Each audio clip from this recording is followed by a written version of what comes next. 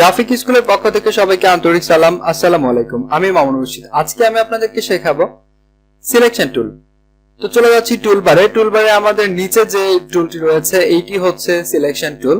তো প্রথমে আমরা দেখতে পাচ্ছি যে মুভ টুলের নিচের কোণায় কোনো এখানে সাদা পয়েন্ট নাই, অথচ আমরা দেখতে পাচ্ছি সিলেকশন টুলের সাদা এখানে একটা চিহ্ন দেখা যাচ্ছে। তার মানে যে টুলে এরকম সাদা চিহ্ন দেখা যাবে সেই টুলের আরো সাব কিছু টুল রয়েছে। তো এইখানে এই টুলগুলো আসলে দেখতে চাইলে এখানে মাউস নিয়ে এখানে মাউস ধরে একটু ড্র্যাগ চেপে ধরতে হবে, তাহলে এগুলো শো করবে।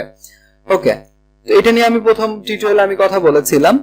এন্ড আমি আসলে আজকে আলোচনা করব রেক্টেঙ্গুলার মার্কিউ টুল, এলিপ্টিক্যাল মার্কিউ টুল, সিঙ্গেল র মার্কিউ টুল এন্ড সিঙ্গেল কলাম মার্কিউ টুল।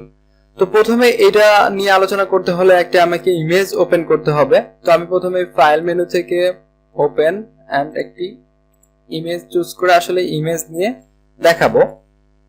ওকে, তাহলে প্রথমে আমি এখানে চুজ করছি রেক্টেঙ্গুলার মার্কিউ টুল। তো রেক্টেঙ্গুলার মার্কিউ টুল যখন আমরা নিব তখন দেখতে পাচ্ছি প্রথমে যেটা থাকবে এটার নাম হচ্ছে নিউ সিলেকশন। যখন নিউ সিলেকশন এখানে আপনি দেখেন, এখানে আমি একটা সিলেক্ট করছি। এটাতে চাইলে আপনি যে কোনো একটা কালার এখানে অ্যাপ্লাই করতে পারবেন এন্ড যে কোনো ইফেক্ট এখানে দিতে পারবেন। এগুলো নিয়ে পরে বিস্তারিত আলোচনা করা হবে। এন্ড এইটা আমি চাইলে এর পাশে যেটা দেখেন অপশন এখানে শো করছে অ্যাড টু সিলেকশন। আমি এই সিলেকশনের সাথে যদি আরো কিছু অ্যাড করতে চাই সেক্ষেত্রে, আচ্ছা এইটার আগে আমি একটু দেখাবো এটা আমি কি করে ডিসিলেক্ট করলাম। Ctrl+D প্রেস করলে আপনি কোন সিলেকশনটা ডিসিলেক্ট হয়ে যাবে। ওকে, আমি যখন রেক্টেঙ্গুলার মার্কিউ টুল নিব এখানে নেয়ার পর এখানে আমি দেখেন চেপে ধরে রাখছি। তো এটা এইভাবে করতেছে, আমার যে পয়েন্টটা ছিল সেই পয়েন্ট থেকে এটা আমি সরাতে পারছি। তো এটা আমি চাইলে যে কোনো ভাবে যে কোনো দিকে টানতে পারছি। এন্ড এইটা যদি আমি শিফট প্রেস করে করি তাহলে দেখা যাচ্ছে আমার এটা চতুর্দিকে সমান রেখে এটা আসলে কাজ হচ্ছে। ওকে, আমি চাচ্ছি যে এটা আসলে পয়েন্টটা আমি সরাবো। আমি যেখানে আসলে পয়েন্টটা ধরেছি এটা আসলে রং একটা পজিশন, জাস্ট আমি এটা আরেকটু নিচের দিকে নিয়ে আসবো। তাহলে আমাকে শিফট প্লাস স্পেস বাটনটা প্রেস করে আমাকে নিচের দিকে এটা ড্র্যাগ করতে পারবেন আপনি।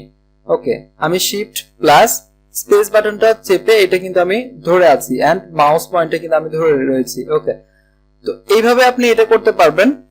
এন্ড এটা যদি ডিসলাইক করতে চান Ctrl+D এন্ড আমি আবারও নিয়ে দেখাচ্ছি।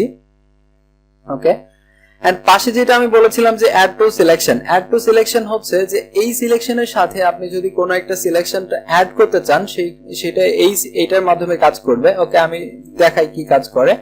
এটা আমরা দেখতে পাচ্ছি যে এই সিলেকশনের সাথে কিছুটা অ্যাড হচ্ছে। ওকে, আমি চাচ্ছি যে ওখানে আমি ক্লিক করব না, জাস্ট শর্টকাট ইউজ করে আমি এখানে অ্যাড করব। সেই ক্ষেত্রে শর্টকাটটা হচ্ছে আপনি কিবোর্ডের শিফটটা প্রেস করে ধরে থাকতে হবে। এন্ড আমি যদি নিউ সিলেকশনে ক্লিক করি এন্ড আমি এখন দেখেন শিফট যখন প্রেস করছি তখন ওখানে দেখেন এখানে আমার এখানে নড়াচড়া হচ্ছে। ওকে, তো আমি এখন শিফট প্রেস করে এটা আসলে সিলেকশন গুলো আরো করতে পারি। ওকে, আমি আরেকটা নিউ সিলেকশন নিচ্ছি এন্ড পাশে যেটা রয়েছে এটা হচ্ছে সাবট্রাক্ট। সাবট্রাক্টের কাজ হচ্ছে যে আপনার যে সিলেকশনটা করেছেন এটাকে মাইনাস করে দিবে।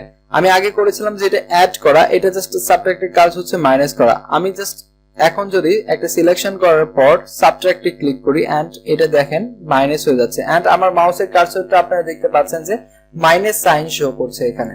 ওকে, এটা মাইনাস হয়ে যাচ্ছে। সেম ভাবে আপনি চাইলে ওখানে প্রেস না করে এখানে আপনি অল্টার প্রেস করলে আপনার এটা মাইনাস হয়ে যাবে। তার মানে হচ্ছে শিফট প্রেস করলে হবে প্লাস এন্ড অল্টার প্রেস করলে হবে মাইনাস। ওকে, পাশে আমরা যেটা দেখতে পাচ্ছি এটা মজার একটা অপশন।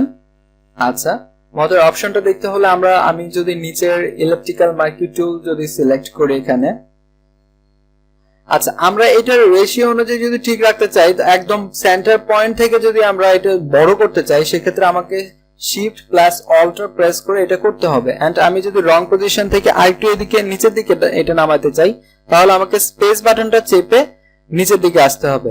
ওকে, এন্ড এটা আমি যেটার কাজ দেখাতে চাচ্ছিলাম যে ইন্টারসেক্টর কি কাজ। ইন্টারসেক্টর কাজ হচ্ছে এরকম যে আমি যদি এখন রেক্টেঙ্গুলার মার্কিউ টুল সিলেক্ট করি এন্ড ইন্টারসেক্টর সিলেক্ট করি, দেন এখানে যদি আমি দেখেন প্রেস করছি, দেখেন এটা আমার শুধু মাঝখানের টুকু রেখে বাকিটুকু কেটে দিচ্ছে। এটা হচ্ছে কেন? আচ্ছা, এটা যদি আমি শিফট প্রেস করে যদি করতাম তাহলে আমার দেখেন কি হতো। আমি এখন শিফট প্রেস করে করছি, তাহলে উপরে এন্ড নিচে এটা প্লাস হয়ে গিয়েছে। এইভাবে দেখেন আমি করছি, এটা প্লাস হয়ে গিয়েছে। এটা জাস্ট আমি শিফট প্রেস করে যখন করব তখন এইভাবে প্লাস হবে, এন্ড শিফট ছাড়া যখন আমি করব তখন এটা মাইনাস হয়ে যেত। তখন শুধু আমি যেটুকু সিলেকশন করেছি সেই কমন অংশটুকু এখানে থাকতো। ওকে, তো এই হচ্ছে আপনার মার্কি টুল এন্ড ইলেকট্রিক্যাল টুলটাও সেম মার্কি টুলের মতোই, এটা জাস্ট শুধু রেক্টেঙ্গুলার, এটা শুধু ইলেকট্রিক্যাল, এই আর কি এটা তফাৎ। ওকে, এন্ড আমরা নিচে দেখতে পাচ্ছি যে আরো দুইটা এখানে টুল রয়েছে, single row marquee tool and single column marquee tool. Single row marquee টুলটা কাজ করা হচ্ছে র আকারে, যেমন এটা 1 পিক্সেল নিয়ে কাজ করে। আমি যদি এখানে একটা ক্লিক করি তাহলে দেখতে পাচ্ছি যে আমার 1 পিক্সেল সমান এটা একটা সিলেকশন হয়েছে। এন্ড এখানে যদি আমি একটা কালার অ্যাপ্লাই করে দেখি, আমরা এখানে একটা কালার অ্যাপ্লাই করলাম এন্ড আমরা দেখতে পাচ্ছি এটা হচ্ছে 1 পিক্সেল এখানে ধরেছে। ওকে, তো এটা হচ্ছে র নিয়ে কাজ করে। এন্ড নিচে যেটা আমরা দেখতে পাচ্ছি single column marquee tool. Single column marquee টুল যখন আমি এখানে ক্লিক করব তখন ক্লিক করার সঙ্গে সঙ্গে এখানে একটা কলাম তৈরি হয়ে যাবে। দেখেন আপনারা দেখতে পাচ্ছেন যে একটা কলাম, একটা সিলেকশন তৈরি হয়ে গিয়েছে। জাস্ট এখানে দেখেন আমি একটা কালার অ্যাপ্লাই করছি এবং কন্ট্রোল ডি প্রেস করে ডিসিলেক্ট করছি, তাহলে দেখতে পাচ্ছেন যে একটা কলাম তৈরি হয়ে গিয়েছে। তো এটা মূলত হচ্ছে এইভাবে কাজ করছে। সিলেকশন নিয়ে আরো বিভিন্ন ধরনের কাজ করা যায়, সেগুলো যখন আমরা কাজ করব তখন বুঝতে পারবো যে এখানে কত সিলেকশন টুলের কতটা অবদান, কতটা গুরুত্ব।